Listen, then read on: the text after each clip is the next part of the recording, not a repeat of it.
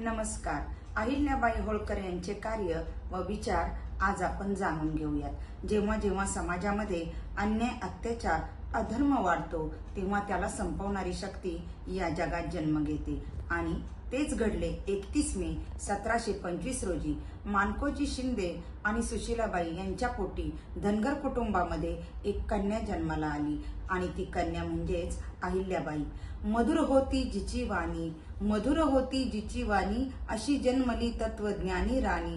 गाजविल्या जिने दाही दिशा, तिच्या उत्तुंग कार्याला सीमा नाही.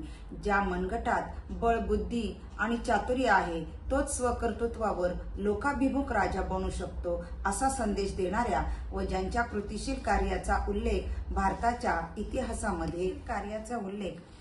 इतिहासात सोनेरी अक्षराने केला जातो त्या लोकमाता अहिल्याबाई होळकर, जिने सत्तेचा मंत्र वापरून विकासाचं तंत्र या हिंदुस्थानाच्या मातीत राबवलं. ही तीच अहिल्या जिने चूल आणि मूल या समाज व्यवस्थेला झुगारून देऊन एका हातामध्ये शस्त्र आणि दुसऱ्या हातामध्ये शास्त्र घेऊन तब्बल 30 वर्ष राज्यकारभार केला. पती निधनानंतर सती जाण्याची अनिष्ट परंपरा लाथाडण्याचं कार्य अहिल्याबाईंनी केले. विरांगना उदारती राज्य करती नार होती, विरांगना उदारती राज्य करती नार होती. श्री शत्रू संस्कृतीची तिच्या पुढे हार होती.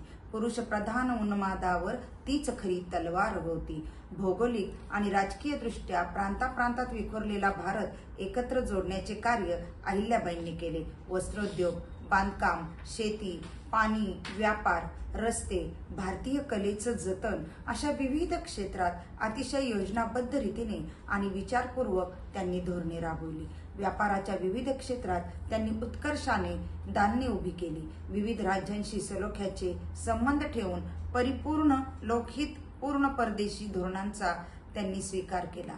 घाट मंदिरे विहिरी बांधल्या, घाट मंदिरे विहिरी बांधल्या, समानतेला रंक निराव, लोकांसाठी देह जिजवी, अहिल्याबाई होळकर तिचे नाव. महिलांच्या आर्थिक स्वातंत्र्याचा विचार, स्त्रियांची आर्थिक स्वयंपूर्णता हे मूलगामी तत्व त्यांनी सहज स्वीकारले होते. म्हणून अहिल्याबाई म्हणजे आजच्या काळातील मुली व स्त्रियांसाठी एक अनुकरणीय रोल मॉडेल ठरतात. अहिल्याबाई यांच्या जीवन कार्याचे भारताचे विश्व बळकट झाले. प्रजाहिताला अत्युच्च प्राधान्य देऊन रयतेला सदैव सुखी ठेवण्याचा प्रयत्न त्यांनी केला. म्हणून जनतेच्या मनात त्यांची प्रतिमा लोकमाता अशी होती. अनेक विधायक कार्य संपूर्ण भारतात केल्यामुळे अहिल्याबाई खऱ्या अर्थाने राष्ट्रमाता झाल्या. पुण्यश्लोक अहिल्यादेवी या राजा हा राज्याचा उपभोग शून्य स्वामी असतो या भारतीय परंपरेच्या सर्व अर्थाने पाईक ठरल्या. आधुनिक भारताच्या इतिहासातले एक सोनेरी पान असलेल्या आणि स्वतःच्याच आयुष्यात आख्यायिका बनून राहिलेल्या अहिल्याबाई होळकरांच्या जन्माचे त्रिशताब्दी वर्ष आपण साजरे करताना आजच्या पिढीने त्यांचा दुर्लक्षित राहिलेला अर्थविचार जाणून घेणे आवश्यक आहे. त्यांच्या कार्याचा व त्यागाचा सूर्यप्रकाश सर्व जनतेपर्यंत पोहोचवूया.